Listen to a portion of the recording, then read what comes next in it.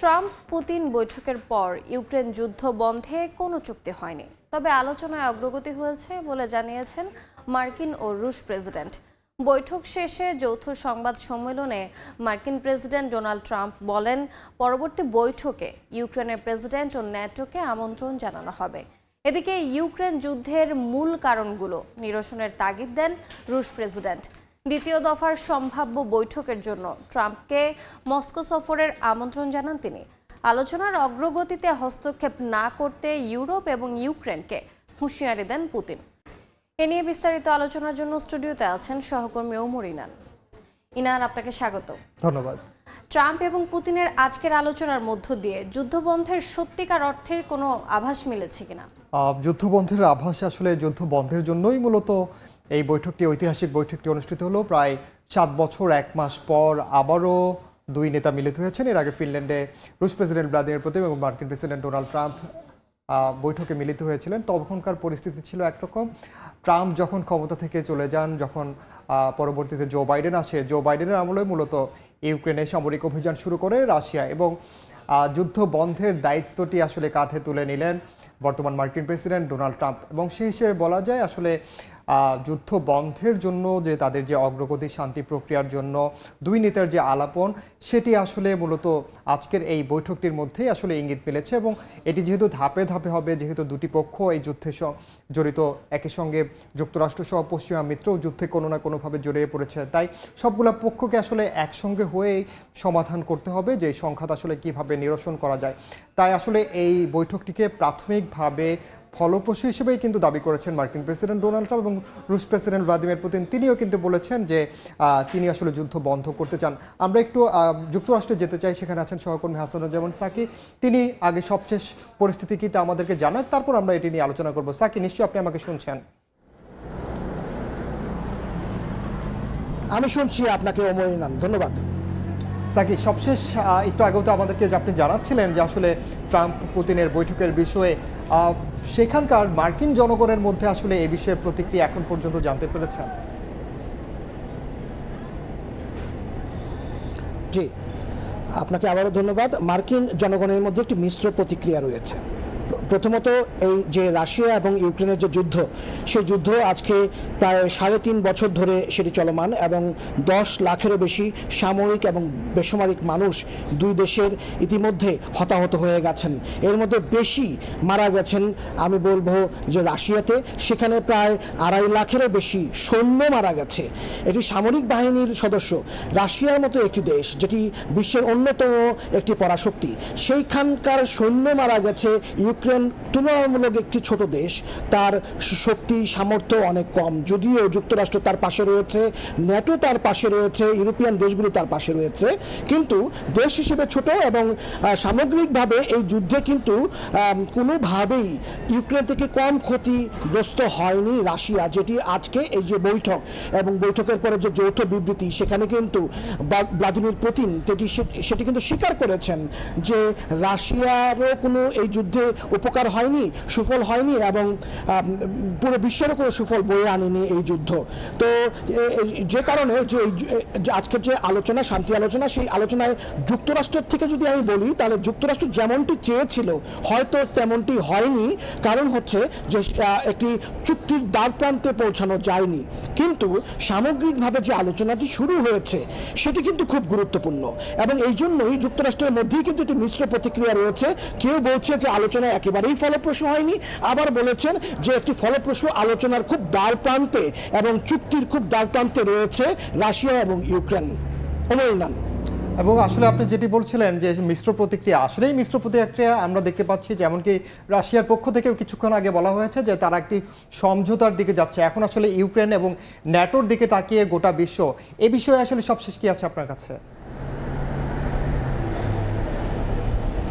জি, সবশেষ যেটি আছে সেটি হচ্ছে যে পরবর্তী একটি বৈঠক হচ্ছে, আবারও হয়তো একটি বৈঠক হবে এবং এই বৈঠক অবশ্যই পুতিন এবং ট্রাম্প এবং পুতিনের মধ্যে হবে না, সেটি অলরেডি ট্রাম্প বলে দিয়েছেন। সেখানে ইউক্রেনের প্রেসিডেন্ট ভলোদিমির জেলেনস্কি তিনি থাকবেন এবং নেটো থাকবে, নেটোর সদস্যভুক্ত রাষ্ট্রগুলোও থাকবে এবং এই যে চতুর্মুখী যে আলোচনা, সেই আলোচনাটি যখন বসবে সেই সময় কিন্তু যুদ্ধবিরতি চুক্তিটি স্বাক্ষরিত হয়ে যেতে পারে এবং চিরস্থায়ী একটি যুদ্ধ বন্ধের দিকেই যাবে, এমনটি আমরা আশা করতেই পারি। কিন্তু এই আলোচনাটি কিভাবে হবে, সেখানে মধ্যস্থতার জায়গায় যুক্তরাষ্ট্র কিভাবে মধ্যস্থতা করবে, কত দ্রুত মধ্যস্থতা করবে এবং কোথায় বৈঠকটি হবে। যে মস্কোতে আমন্ত্রণ জানিয়েছে পুতিন, কিন্তু ট্রাম্প কি মস্কোতে যাবেন? ট্রাম্প এখন নিশ্চিতভাবে কোনো কিছু ফলাফল আগের থেকে না পেয়ে কিন্তু মস্কোতে যাবেন না, এমনটি কিন্তু মনে করা হচ্ছে। তো সেই সব বিষয়গুলো কিন্তু এখন উঠে আসছে, কিন্তু যখন বৈঠকটি হবে আশা করা হচ্ছে পরবর্তী বৈঠকে হয়তো একটি ফলপ্রসূ আলোচনা এবং যুদ্ধবন্ধের দিকেই যাবে পৃথিবী। আপনাকে অসংখ্য ধন্যবাদ আমাদের সঙ্গে যুক্ত হওয়ার জন্য, এবং আপনি সামগ্রিকভাবে পুরো বৈঠকটি ফলো করেছেন, আবারও আপনাকে ধন্যবাদ জানাচ্ছি। সাকি, আপনাকে আবারও ধন্যবাদ। বৈঠকের সবশেষ তথ্যগুলো আমরা একটু দর্শকদেরকে জানিয়ে আসতে চাই। দেখি আসলে ট্রাম্প এবং পুতিনের মধ্যে যে ঐতিহাসিক বৈঠকটি, এটি আসলে কেন গুরুত্বপূর্ণ এবং কী ফলাফল আসলে বয়ে আনলো সবশেষ।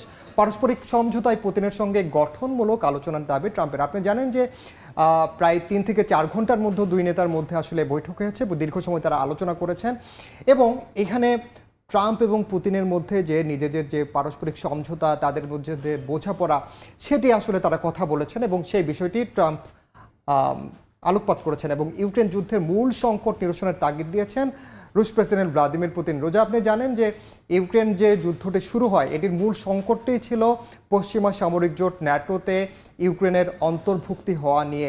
কারণ আপনি জানেন যে 1990 সালের সময় যখন 90-এর দশকে যখন সোভিয়েত ইউনিয়নের পতন হয়, তখন পশ্চিমা সামরিক নেতৃবৃন্দ বলেছিল রাশিয়ার আশপাশে কখনোই কেউ সামরিক কোনো ঘাঁটি গড়বে না, কিন্তু ইউক্রেন যদি পশ্চিমা সামরিক জোটে অন্তর্ভুক্ত হয় সেক্ষেত্রে রাশিয়ার আশপাশে সামরিক ঘাঁটি তখন এমনিতেই প্রতিষ্ঠিত হয়ে যাবে। আর সেই কারণেই মূলত রাশিয়া আপত্তি জানিয়েছিল এবং তারই পরিপ্রেক্ষিতে বলেছে যে ইউক্রেন যেন ন্যাটোতে অন্তর্ভুক্ত না হয়। কিন্তু ইউক্রেনের তৎকালীন এখনও যে প্রেসিডেন্ট ভলোদিমির জেলেনস্কি, তিনি সেই হুমকি ধামকি উপেক্ষা করেই ন্যাটোতে যুক্ত হওয়ার চেষ্টা চালান এবং তারই পরিপ্রেক্ষিতে মূলত 2022 সালের ফেব্রুয়ারিতে 22 তারিখ নাগাদ এই সামরিক অভিযান শুরু করে রাশিয়া এবং সমঝোতায় পৌঁছেছে রাশিয়া, দাবি করেছেন ক্রেমলিনের মুখপাত্র দিমিত্রি পেসকভ। তিনি বলেছেন যে রাশিয়া আজকে যে আলোচনা হয়েছে পুতিনের সঙ্গে ট্রাম্পের, সেখানে তারা একটি সমঝোতায় পৌঁছেছে, কিন্তু সমঝোতাটা আসলে কি, কেমন ধরনের সমঝোতা, শান্তি আলোচনা কিভাবে শেষ হবে, শুরু হবে, সেটি কিন্তু তিনি এখন পর্যন্ত পরিষ্কার করেননি দিমিত্রি পেসকভ।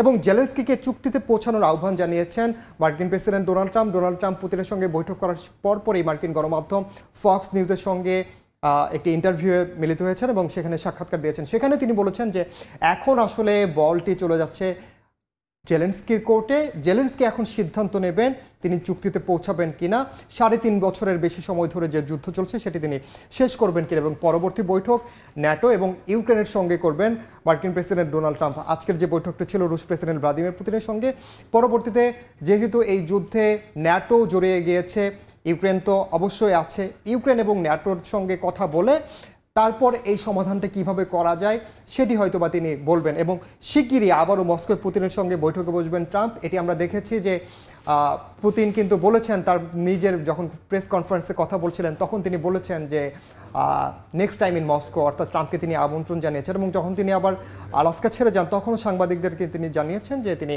মস্কো পরবর্তীতে আবার ট্রাম্পের সঙ্গে বৈঠকে মিলিত হবেন এবং সেখানে তিনি কথা বলবেন। এবং ট্রাম্প বেশ কিছু বিষয় নিয়ে কথা বলেছেন ইউক্রেন ইস্যুতে আলোচনা ফলপ্রসূ হয়েছে যেটি আমরা বললাম, এবং অনেক বিষয়ে সমঝোতা হয়েছে, তবে কোন বিষয়গুলো সমঝোতা হয়েছে সেটি পরিষ্কার করেননি। খুব অল্প কিছু বিষয় বাকি আছে, এর মধ্যে একটি সবচেয়ে গুরুত্বপূর্ণ বলেছেন এবং এবার সমাধান হয়নি কিন্তু সামনে আরও সম্ভাবনা আছে, এমনটাই কথা বলেছেন। এবং একটু আগেও বলেছি যে মার্কিন নির্বাচনে রুশ হস্তক্ষেপের বিষয়েও কিন্তু ডোনাল্ড ট্রাম্প কথা বলছেন। আমরা একটু দেখি যে পুতিন আসলে কোন বিষয়গুলোতে আলোকপাত করেছেন আজকের এই বৈঠকে। রুশ প্রেসিডেন্ট ভ্লাদিমির পুতিন মূলত যেমনটি বলেছেন যে ন্যাটো এবং ইউক্রেনকে এই শান্তি প্রক্রিয়ায় যেন বাধা না দেয় সেই বিষয়ে তিনি সতর্ক করেছেন এবং যুক্তরাষ্ট্র এবং রাশিয়ার সম্পর্ক যে আসলে খুবই গুরুত্বপূর্ণ, এখন পর্যন্ত যে তলানিতে গেছে সেই বিষয়গুলো তিনি আলোকপাত করেছেন এবং তিনি বলেছেন পরিস্থিতি পরিবর্তন করে সংলাপে যেতে দুই নেতার অর্থাৎ ট্রাম্পের এবং পুতিনের এই পর্যায়ে আসতে তাদের অনেক কাঠখড় পোড়াতে হয়েছে এবং তারা এই সম্পর্ক এখন পর্যন্ত ধরে রাখতে চান এবং সম্পর্ক ধরে রেখে ইউক্রেন যুদ্ধর যেই দীর্ঘস্থায়ী সংকটটি আছে তিনি সমাধান করতে চান। এই ছিল আসলে মোটা দাগে ট্রাম্প পুতিন বৈঠকের সবশেষ। ট্রাম্প পুতিন বৈঠকের বিস্তারিত জানাতে স্টুডিওতে সরাসরি যুক্ত ছিলেন সহকর্মী ওমর ইনান।